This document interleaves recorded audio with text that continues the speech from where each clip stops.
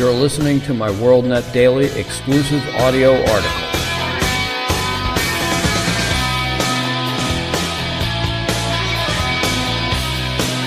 Today's WorldNet Daily exclusive audio article is entitled, All Patriots Must Go to the Polls in November. If you care at all about America, what our nation has stood for since its founding, you must get yourself to the polls in about 8 weeks. 8 weeks. That's all the time we have left to save this nation from ruin, and no, that is not hyperbole. Over the decades, we've all heard, quote, "This is the most important election in history. If candidate X wins, we're all doomed," unquote. Yet to date, our nation has mostly survived every election. But we all must admit that at the very least, this one just feels different. Patriots, conservatives, constitutionalists feel it in our heads and hearts that win or lose, this election is decidedly different. It's the perfect storm of continued purposeful, phony virus lockdowns and radical leftist violence.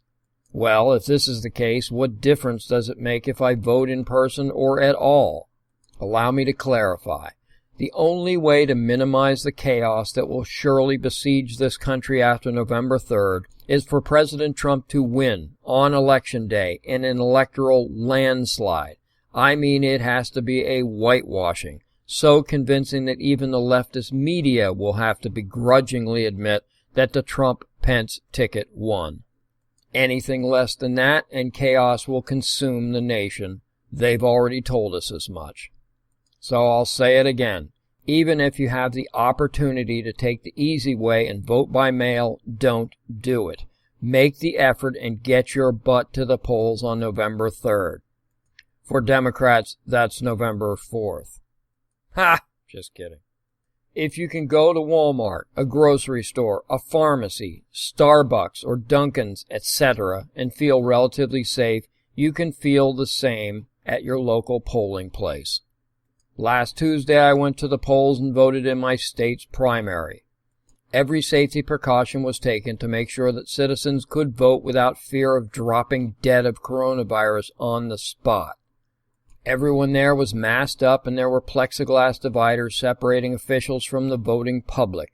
We even received a fresh new COVID-free pen for which to cast our ballot. Despite warnings from fear-mongering leftists who have done their level best to frighten us into thinking we must opt instead for all mail-in ballot system, I didn't witness a single death, nor did I hear of one reported. But just to be certain, I took a quick stroll around the back of the building where, considering the mainstream media propaganda, I half expected there to be a pile of bodies. Actually, I didn't really do that. But I also didn't see a big pile of bodies either, or even a little one. At the polling place, inside a school no less, where children aren't allowed to be, I saw nothing but friendly poll watchers and officials making sure things ran smoothly and legally. I approached the official, presented my racist photo ID, and witnessed her draw a line through my name indicating that she confirmed who I claimed to be was eligible to vote and that I hadn't already. I received my ballot, thanked her, and she wished me a pleasant day. Well, whoop-de-doo, you may say. What's your point? Well, my point is that we have nothing to fear by in-person voting. We have plenty to fear with mail-in voting. The elephant in the room that the left continues to deny is that mail-in voting equals fraud, or at the very least, massive amounts of rejected ballots due to inaccuracy, missing or incorrect signatures, and late deliveries.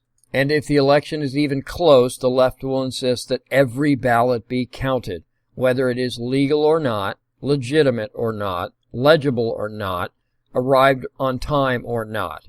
This is a strategy of chaos, and it's also feeding time for leftist slip-and-fall lawyers. America is being set up by the radical left to either win through mail-in fraud or not concede to losing by the same means. We know it, and so do they. But if the so-called silent majority and the growing number of quiet converts all get to the polls on Election Day, we can beat back the radicals once again and possibly even stem the tide of chaos and violence. Thank you for listening.